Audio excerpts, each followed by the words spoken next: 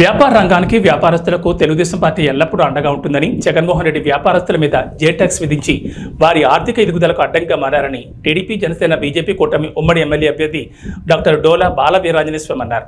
ప్రకాశం జిల్లా టంగుటూరు మండలంలోని ఒక ప్రైవేట్ కళ్యాణ మండపంలో ఆదివారం ఏర్పాటు చేసిన నియోజకవర్గ స్థాయి ఆర్య వయస్సుల ఆత్మీయ సమ్మేళనంలో ఆయన టీడీపీ రాష్ట్ర కార్యనిర్వాహక కార్యదర్శి దామచర్ల సత్య, యువ నాయకులు మాగుంట రాఘవరెడ్డి, రాష్ట్ర వాణిజ్య విభాగం అధ్యక్షులు దొండి రాకేష్తో కలిసి పాల్గొన్నారు. ఈ సందర్భంగా మాట్లాడుతూ మే 13 జరిగే సార్వత్రిక ఎన్నికల్లో మీ పవిత్రమైన ఓటును సైకిల్ గుర్తుపై వేసి ఎంపీ అభ్యర్థిగా మాగుంట శ్రీనివాసరెడ్డి, ఎమ్మెల్యే అభ్యర్థిగా తనని గెలిపించాలని స్వామి కోరారు.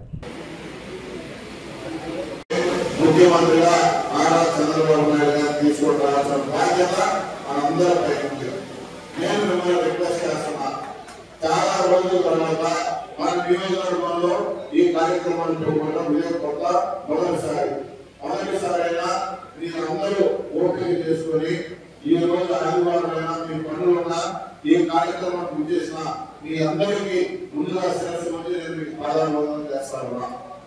ఈ రోజు ఈ ప్రభుత్వం మన కమ్యూనిటీకి ఎంత దారుణంగా సుబ్బన్న ఉంటారనే పద్ధతిని పైకాండలో ఉన్న ఆ రోజు ఎంత కిరాటంగా హింస పెట్టారో మీరందరూ చూశారు. అప్పుడు అతనికి సపోర్ట్ గా మొదటి వచ్చిన party Telugu Desam party. Economic activity అనేది తెలుగుదేశం ప్రభుత్వంలోనే వస్తుందని మీకు తెలుసు. ఎందుకు వస్తుంది అంటే డెవలప్మెంట్ అనేది జరుగుతుంది. ఆ డెవలప్మెంట్ ని బట్టి మీకు కావాల్సిన బిజినెస్ అనేది గ్రోత్ అనేది జరుగుతుంది. ఈ సింగిల్ పాయింట్ చాలు మీకు తెలుగుదేశం కూటమికి ఎందుకు ఓట్ వేయాలని చెప్పి మీకు డిసిషన్ తీసుకున్నదాన్ని. మీరు ఇదే 5 సంవత్సరాలుగా చూస్తుంటారు. ఎకనామిక్ యాక్టివిటీ అనేది లేదు.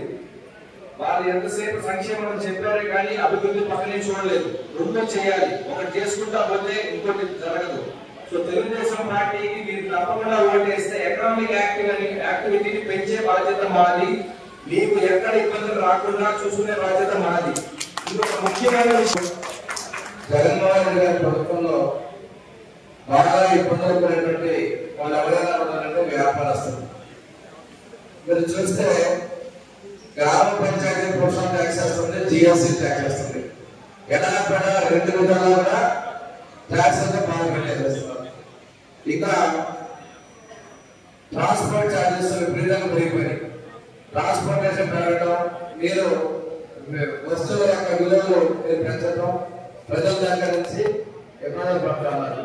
షాపులో చూస్తే కరెంటు లేదే నడిచే పరిస్థితి కాదు.